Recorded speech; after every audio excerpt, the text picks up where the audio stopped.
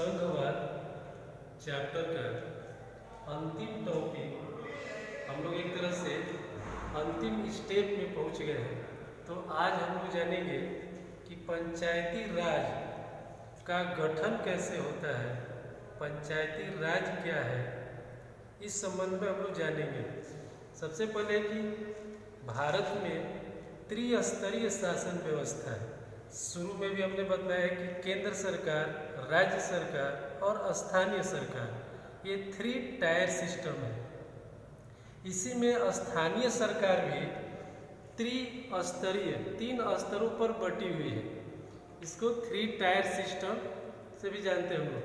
तो पंचायती राज व्यवस्था में सबसे टॉप पर ऊपर में जिला परिषद है, सेकेंड में उसके नीचे पंचायत समिति है और सबसे नीचे ग्राम पंचायत है, जो कि सबसे छोटी इकाई है और गांवों में लोगों के सबसे करीब की सरकार ये मानी जाती है, ग्राम पंचायत। अब रहे कि प्रत्येक गांव में एक ग्राम पंचायत होती है। हम ये आपको बता रहे हैं कि पंचायती राज का गठन कैसे होता है।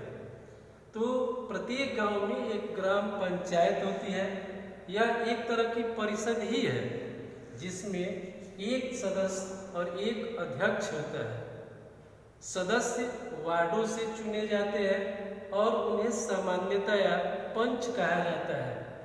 अध्यक्ष को प्रधान या सरपंच कहा जाता है। तो अध्यक्ष का चुनाव कैसे होता है? कई जगहों पर भारत में भिन्न भिन्न राज्यों में भिन्न भिन्न नाम से भी जाना जाता है।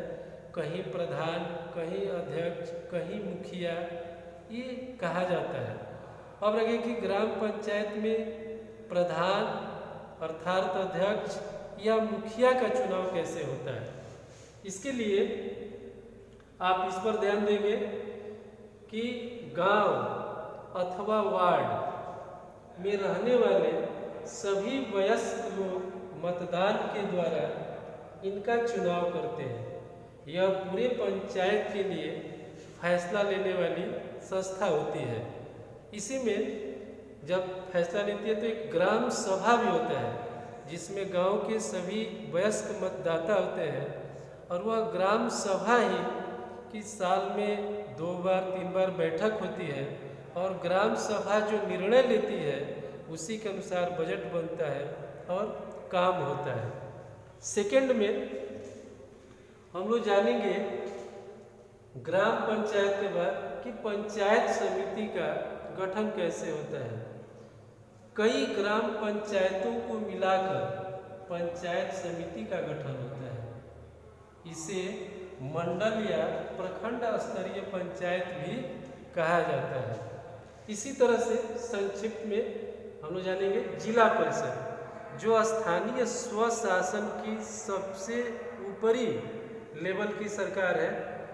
कहा जाता है कि किसी जिले की सभी पंचायत समितियों को मिला करके जिला परिषद का गठन किया जाता है। तो जिला परिषद के गठन के समय में उस क्षेत्र के जो लोकसभा सांसद होते हैं या विधानसभा के जो सदस्य होते हैं उनकी भी बहुत बड़ी भूमिका होती है जिला परिषद के गठन में। तो ये पंचायत लेवल पर हमने गांव के बारे में बतलाया। आपके पाठ में थोड़ी सी जानकारी दी गई है कि इसी तरह से स्थानीय शासन वाली संस्थाएं शहरों में भी काम करती हैं। शहरों में काम करने वाली जो स्थानीय स्वशासी निकाय होते हैं उसमें छोटे शहरों में नगर पालिका का गठन होता है और जो बड़े शहर हैं वहाँ पर नगर निगम का गठन होता है। नगर पालिका municipality and Nagar Nigam corporation, municipal corporation भी कहा जाता है। तो इस प्रकार हमने संघवाद पर कई दिनों से आपको जानकारी दे रहा था और ये संघवाद चैप्टर का आज ये मेरा अंतिम वीडियो है। और इससे संबंधित हमने एक प्रश्न होमवर्क के लिए दिया है कि पंचायती राज से आप क्या समझते हैं, विस्तार से लिखेंगे। और भैया बहनों से आग्रह है, और ख़ास करके हमारे इस क्षेत्र के भैया बहन ज़्यादातर ग्रामीण परिवेश में ही रहने वाले हैं, तो अपनी उत्सुकता या अपनी जानकारी को बढ़ाने के लिए अपने आसपास में जो आपके गली मोहल्ले में जो वार्ड मेंबर होते हैं या जो आपके मुखिया प्रतिनिधि होते हैं, उन लोगों से भी चर्चाएं करके इस संबंध में और विस्तार से जानकारी लेनी चाहिए। और इस संबंध में मैं ये पूरा पाठ कंप्लीट होने के बाद आपको 5 दीर्घ उत्तरीय प्रश्न उत्तर के लिए मैं भेजूंगा, और आपसे प्रयास रहेगा कि हमारे सभी वीडियो देख करके YouTube के सहारा से, पुस्तक के माध्यम से उन प्रश्नों का उत्तर लिखने का प्रयास करेंगे। धन्यवाद।